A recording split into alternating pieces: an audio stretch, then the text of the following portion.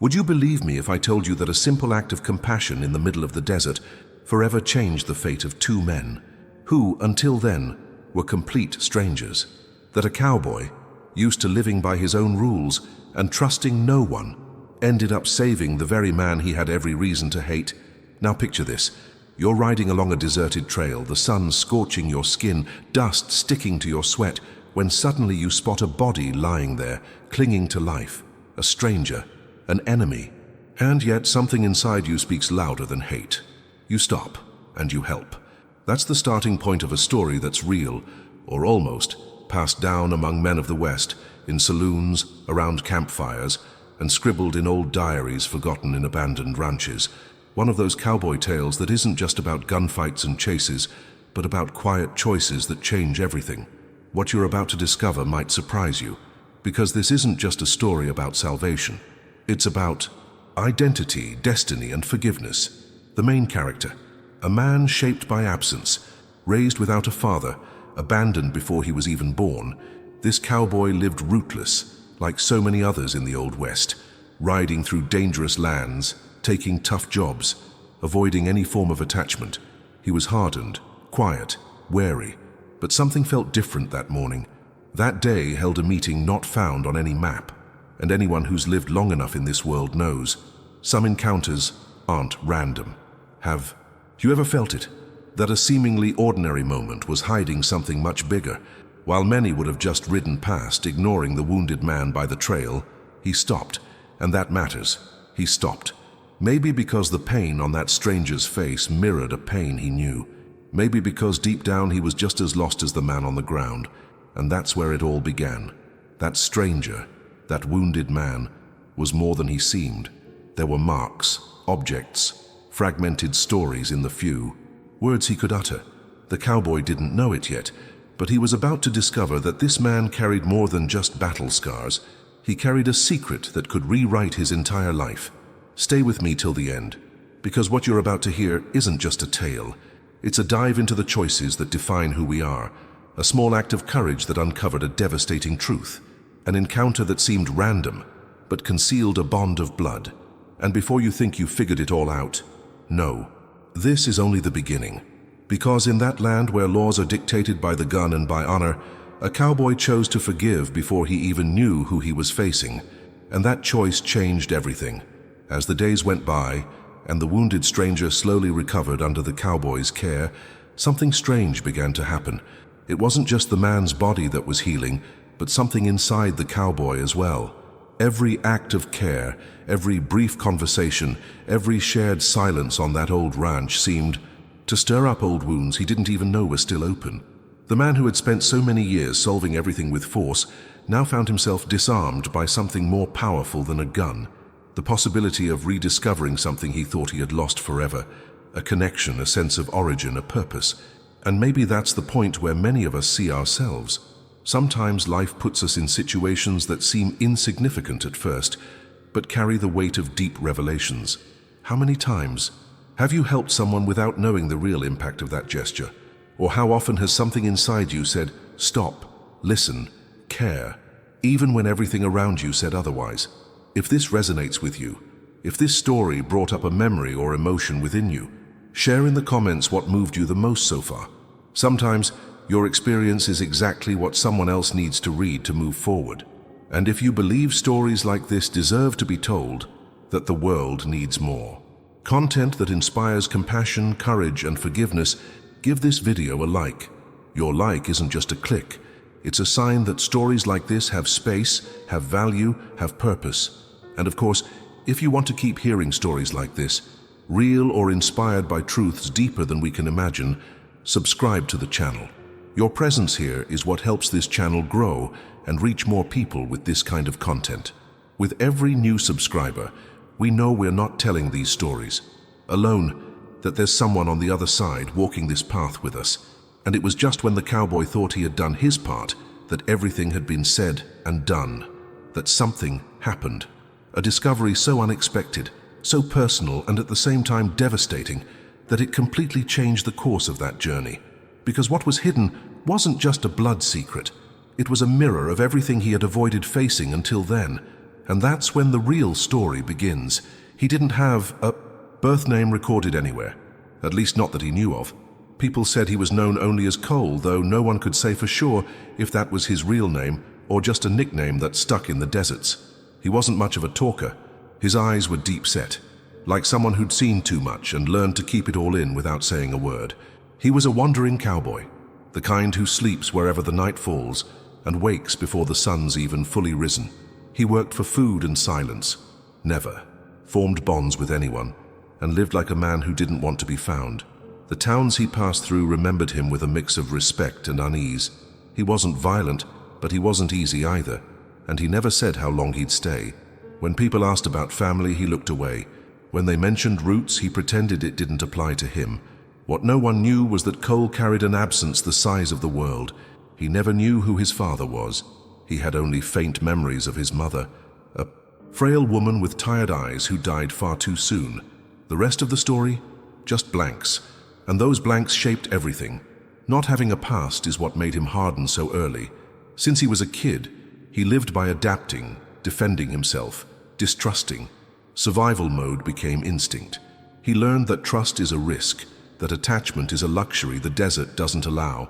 And deep down, that was the hidden truth behind every solitary step he took. Cole didn't want to get hurt again. Every new bond was a threat of loss, and loss he'd had enough of that already. To those watching from the outside, all they saw was the worn hat, the dust-covered boots, and the no-nonsense attitude of someone who doesn't have time for small talk. But behind that tough exterior was a soul that had taken too many hits from life, a soul still searching for meaning, even if it didn't know it. And it was precisely that unfilled emptiness that made him unpredictable, because when someone carries nameless pain, any event can become a trigger, and that encounter in the desert with the wounded man would awaken more than compassion. It would bring to the surface everything he'd spent years avoiding. Cole wasn't a classic hero, the kind who rides in with a soundtrack playing in the background. He was flawed, human, contradictory, and maybe that's exactly why his story is so powerful, because it shows that even someone broken can become a bridge to someone else's healing. Transformation starts when you least expect it. And that day, the act of stopping to help someone who seemed like an enemy wasn't just a moment of courage, it was the beginning of a turning point, a decision made in silence that would echo far beyond that moment. The truth is, no matter how much he claimed he didn't care about anyone, there was an old, nearly buried desire inside him to belong to something, to find a purpose bigger than the miles he'd walked alone. And sometimes, that kind of revelation only comes when life forces us to face the mirror, even if the mirror is broken. It wasn't blood or logic or anyone's version of the past that guided him in that moment. It was the instinct of someone who, even lost, still knew the value of a life. Now I want to go even deeper, because what Cole didn't know yet was that the man lying on the ground carried not just a face from the past, but a loose thread from the very destiny Cole had spent his life trying to cut off. And when the past comes knocking on the door of someone who's never had an address, everything can change, even the way you see yourself. It was just another ordinary day, or so it seemed. The sun was already high in the sky, and the dust from the dry trails drew spirals behind Cole's horse as he rode in silence. That territory was known for two things: the raw beauty of its rock formations and the danger lurking around every bend. Months ago, armed men had raided nearby villages, burned down storehouses, stormed ranches, and vanished into the horizon like ghosts. Since then, the region had been on high alert, and any step off the safe trail could be the last. Cole knew that, and still chose to patrol there. Maybe it was the only way he felt useful, or maybe, deep down, he was searching for something he couldn't quite explain. It was in a narrow clearing between two rocky slopes that he saw him. A figure collapsed, half hidden among bushes and shadows. Survival instinct kicked in. His hand went straight to his revolver. Eyes scanned the terrain. Silence. No fresh tracks, no sounds, no movement other than that motionless body. He approached cautiously, like someone who'd seen ambushes up close, but as he got closer, Cole realized the man was alive, barely breathing, wounded in the abdomen with signs of a struggle and dried blood staining his torn clothes. His face was swollen, almost unrecognizable, but there was something strange, an unsettling feeling. as if this stranger wasn't entirely a stranger. A ring on his finger, a scar on the side of his neck, an old belt buckle still clinging to his waist, bearing an insignia that, once upon a time, marked a feared group, the same group involved in the recent attacks. That alone would have been enough for Cole to walk away. After all, helping this man could mean risking his own life, and more than that, it would go against every instinct for justice he had. But logic doesn't always win. Some decisions we make in the heat of the moment, against all reason. And in that moment, Cole didn't quite understand why, but he dismounted, knelt beside the wounded man, and pulled him out of the scorching heat. His horse let out a short snort of protest. The weight of the man fell on Cole's shoulders like a symbolic burden, the weight of carrying someone who could have easily done the same to him, but didn't. As they made their slow way back to an abandoned ranch miles away, Cole's mind raced. Who was this man? What was he doing there? Alone and injured? Why had he helped him after all? It was a dangerous decision, and yet there was something else in that choice, a different impulse, almost like he'd been pushed by something invisible. Maybe it was a delayed reflex of the humanity he thought he'd lost. Maybe it was life trying to show him a hidden side of the story. When they arrived at the ranch, Cole improvised a bed from old hay, stitched up the wound with trembling hands, boiled water on the wood stove, and began the recovery process. And with each gesture, the moral tension deepened. He knew he was caring for someone who, just weeks earlier, might have shot him without a second thought. But what now? Letting him die would have been easy. Saving him meant a commitment to something greater, something he couldn't name yet but was beginning to feel. Now I want to go even deeper, because it was there, in that silence, broken only by the man's shallow breaths, that the first signs began to emerge. Whispered phrases, during fever dreams, names, fragmented memories, clues to a story far more personal than Cole could have imagined, and carrying revelations that had been hidden for far too long. Drop a comment. This makes sense to me. If you've ever faced a choice that forced you to rethink everything you believed, because sometimes the real conflict isn't between right and wrong. It's between who you've always been and who you're about to become. It was as if every step, every act of care Cole took toward that man went against everything he believed in. Helping someone was a risk. Helping someone who might be the enemy, the same kind of man who once destroyed what little security he had as a child, felt almost like betraying himself. But in that moment, it wasn't logic that won. It was instinct, that quiet voice that sometimes speaks up when your mind wants to run, but your heart insists on staying. For 3 full days, Cole walked beside that fragile body, improvising a kind of stretcher tied to his horse. He slept with one eye open and the other on the sky, waiting for the moment the man would wake and maybe reveal who he really was. But the wounded man only mumbled in feverish dreams. He called out for someone named Claire. He asked for forgiveness. He repeated names and dates Cole didn't recognize or thought he didn't. Still, he kept going. He continued carrying the stranger to the only place he knew no one would find them, an old isolated ranch he'd used as a hideout years ago, a place that smelled of damp wood, faded memories, and ghosts from the past. That's where the forced coexistence began. The days were slow, heavy. Cole fetched water from the stream, hunted what he could find, and watched the stranger with wary eyes. But each passing day, the rage he carried, that broad, bitter anger at the world, at people, at the disappearances life had thrown at him, started to fade, because something about the situation was disarming. This man wasn't an invading enemy. He was a broken, wounded human being, hanging by a thread between life and death. And little by little, the distance between them began to dissolve. It wasn't easy. Cole's mindset was tough, forged by loss and abandonment. His head told him he was being a fool, that he should just end it. But his heart said something else. There was something different in that silent connection, something he couldn't explain, but didn't want to ignore. This wasn't just about saving someone. It was about breaking a pattern, about challenging the old rule of every man for himself that he had repeated to himself through life's deserts. And it was in that fog of doubt and compassion that the first signs began to appear. The man would wake for a few minutes, then drift back into sleep. In those brief moments he spoke little, but what he said was enough to raise suspicions.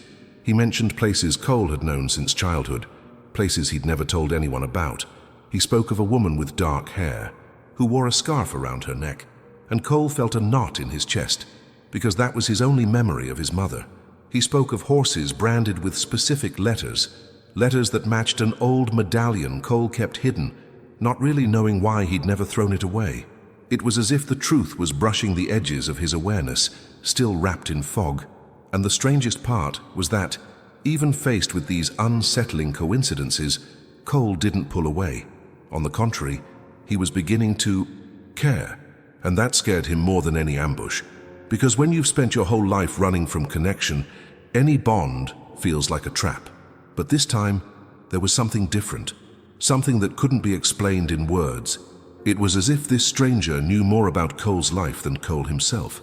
And that was terrifying. And at the same time, hypnotic. Now, I want to go even deeper. Because what Cole was about to discover wasn't just an unexpected link to the past.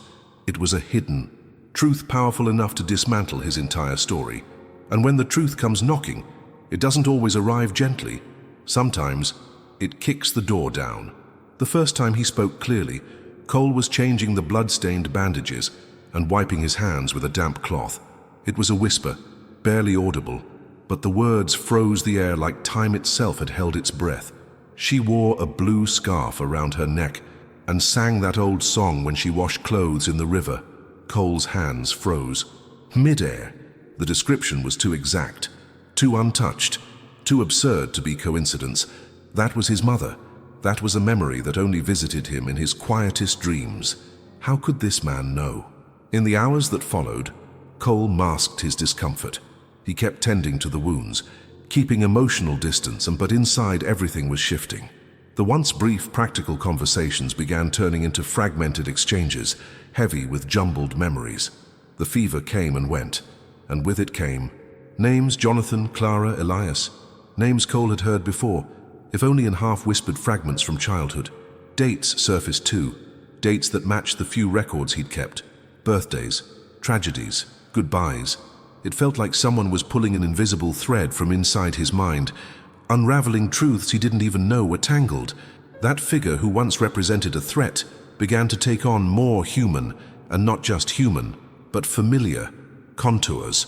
The way the man pronounced certain words, his slow measured rhythm, the deep brown eyes that opened briefly in moments of clarity, everything felt hauntingly close. It was as if a forgotten part of Cole's own story had resurfaced, not in letters or keepsakes, but in flesh and blood, lying there on that old mattress in the ranch, and he didn't know what to do with it. Cole's mind was spinning.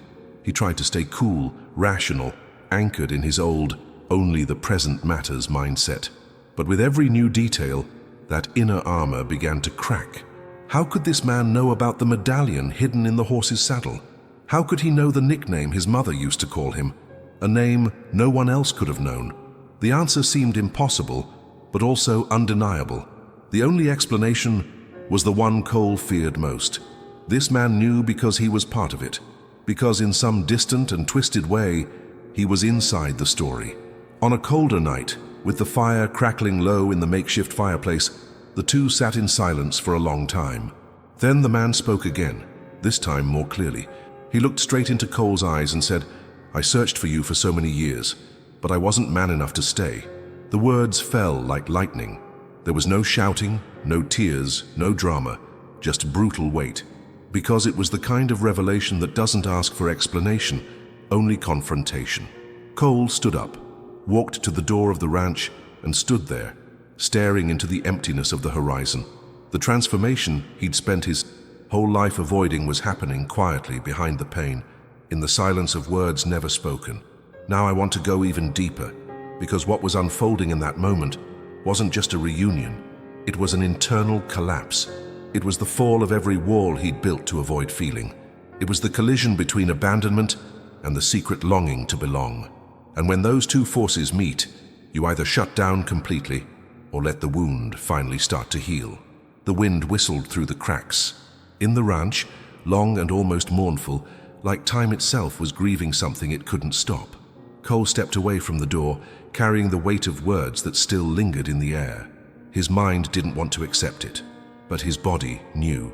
His heart beat faster, not out of anger, not out of fear, but from something he'd never felt before, recognition.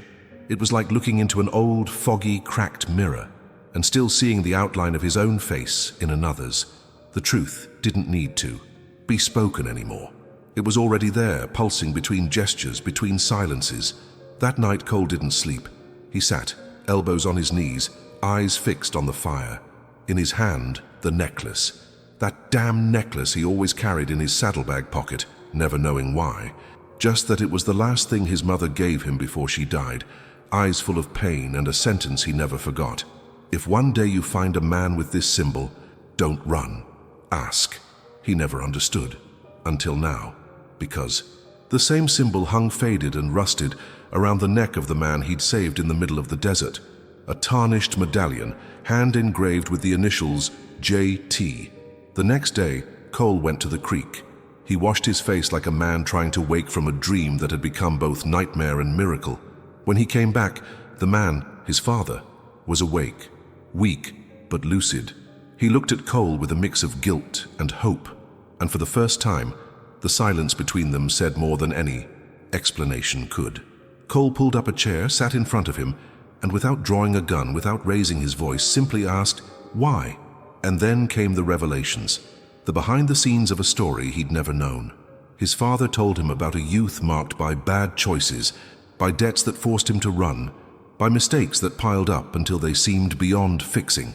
He spoke of the day he found out about the pregnancy and panicked, unable to handle the weight of responsibility.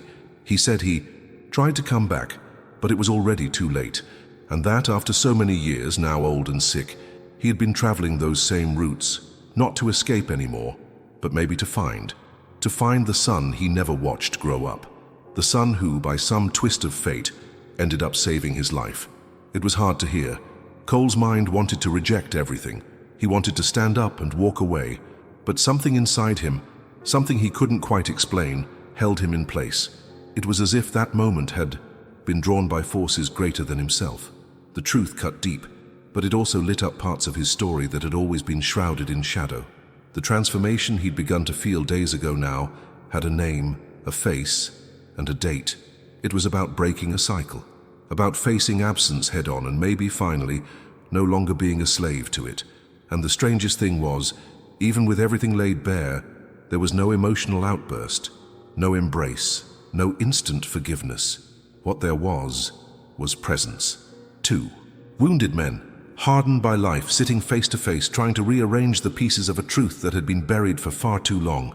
It wasn't time to fix everything. It was time to acknowledge it, to let the revelation do what it needed to do, because sometimes before it heals, the truth has to hurt. Now I want to go even deeper, because accepting the one who hurt us isn't always about absolution. Sometimes it's about liberation. And when Cole understood that, something changed in how he looked at the world.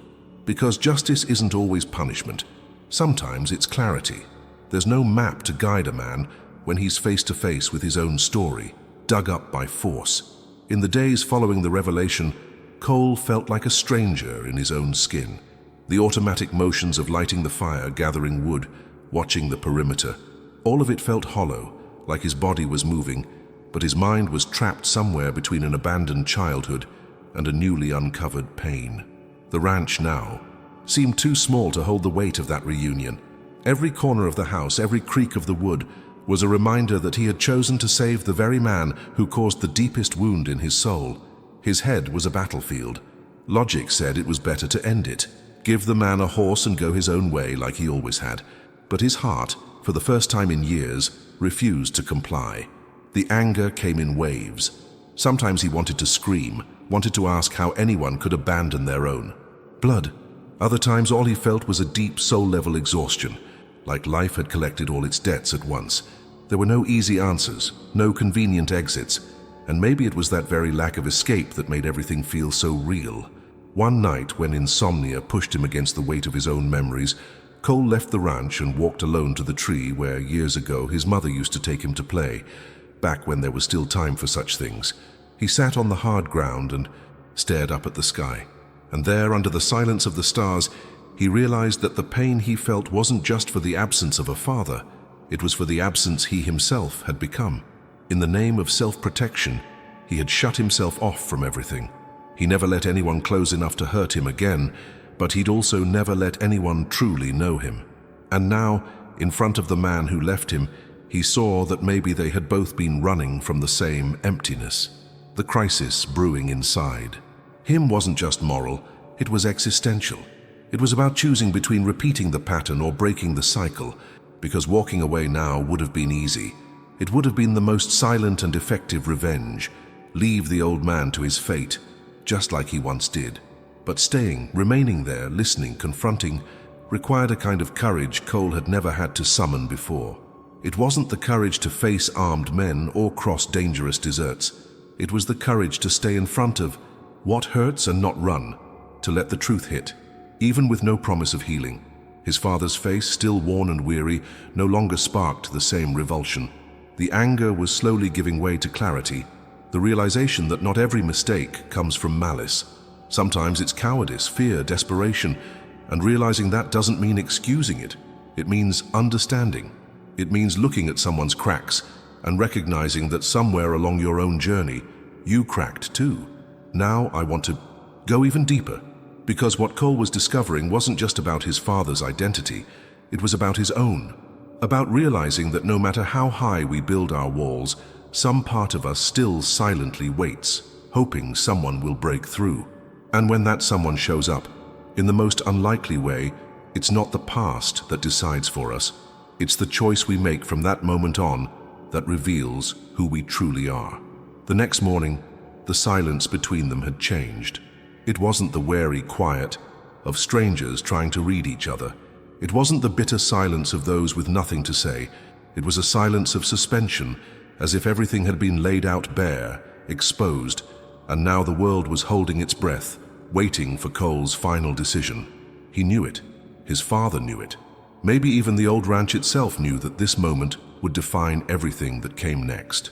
Cole spent most of the day outside, staring at the distant mountains like he was searching for answers etched in the landscape. He turned over every detail of his journey in his mind. The lonely childhood, the years on the road, the armor he'd worn just to survive, the unresolved absence, and now, the disarming presence of the man who had, for so long, been just a shadow in his past. The question burning inside him was no longer, why did he leave me? But what am I going to do with this now? Logic, as always, offered a clean way out. Be grateful for what had been done, offer temporary shelter, then move on. No attachment, no reconnection, no room for disappointment.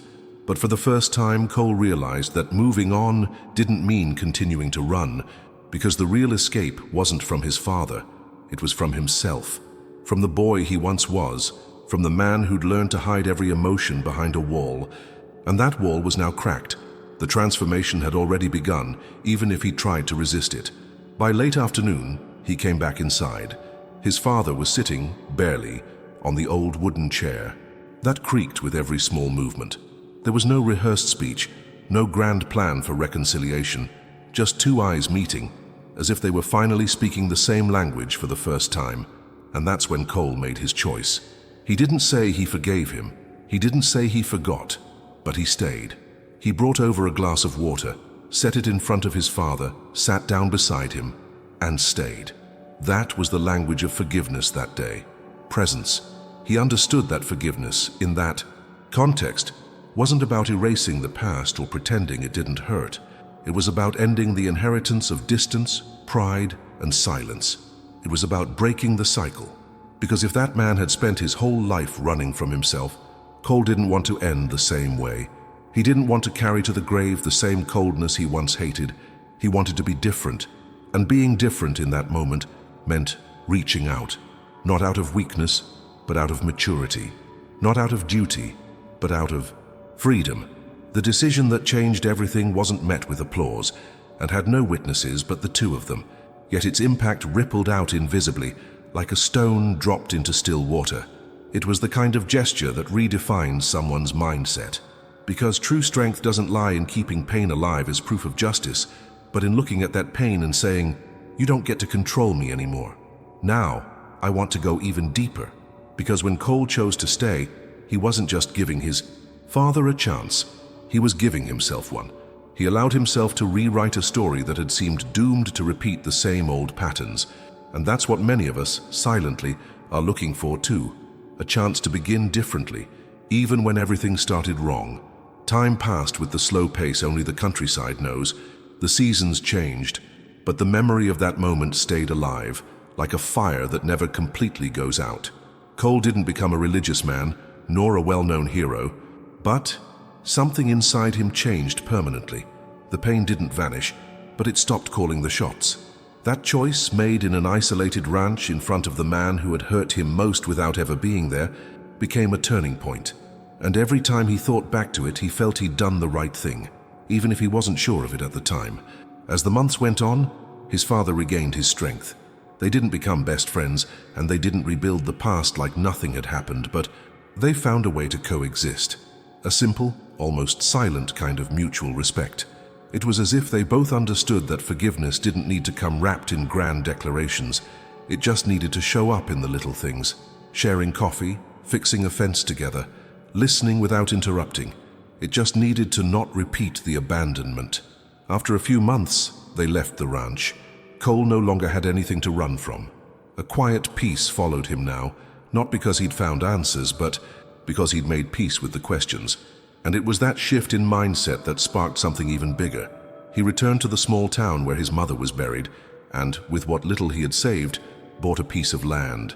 Not to raise cattle, not to restart a solitary life, but for something deeper. There, on that land marked by memories, Cole built something no one expected. A small school for orphaned children. Nothing grand, no flags, no martyr's name. Just a house with open windows, donated books and simple meals prepared with care. That place wasn't just a shelter, it was an answer. A quiet response to the pain he had carried his entire life. A way to ensure that other children wouldn't have to grow up with the same emptiness. And, in a near symbolic turn, his father came to live there too. Not as a figure of authority, but as someone who knew how to listen, someone who understood what it meant to be a burden, and now wanted somehow to be a source of relief. The impact reached further than anyone could have imagined. Hardened men traveling the road, who heard about the cowboy raising nobody's kids, began to stop by. Some brought supplies, others left behind their own stories, hoping they might be retold in a better way. Slowly, that place became more than a school. It became a kind of beacon. A reminder that even the most broken stories can, with a decision, find a new ending. Now I want to go even deeper, because the greatest transformation doesn't happen when someone else changes. It happens when we change how we respond to pain, when we break the cycle and choose to plant in the same soil where there was only bitterness before. Cole's gesture, simple and direct, didn't erase the past, but it opened space for a future he never would have imagined. And maybe, in the end, that's what life asks of us, to use what hurt us, to heal. How often do we carry resentment toward people we never truly knew? What if your greatest enemy is actually the missing piece of your own story? Sometimes life hides answers in the most unlikely places, and only when we choose to listen instead of judge does something inside us begin to shift. If this story spoke to you, reminded you of someone, or maybe even touched a part of yourself you're still trying to understand, drop a comment. This message was for me. It's your way of telling me you stayed until the end, and that this conversation, even if silent, found a home. If you want to keep walking this road with us, subscribe to the channel. Each new video is another stretch of the journey we take together, and if this one brought you any kind of clarity, give it a like. It helps keep this exchange alive, real, honest, and necessary. And hey, there's another story right here that's going to move you. Click and stay with me over there. Because when we make space to listen to what's uncomfortable, that's when real transformation begins.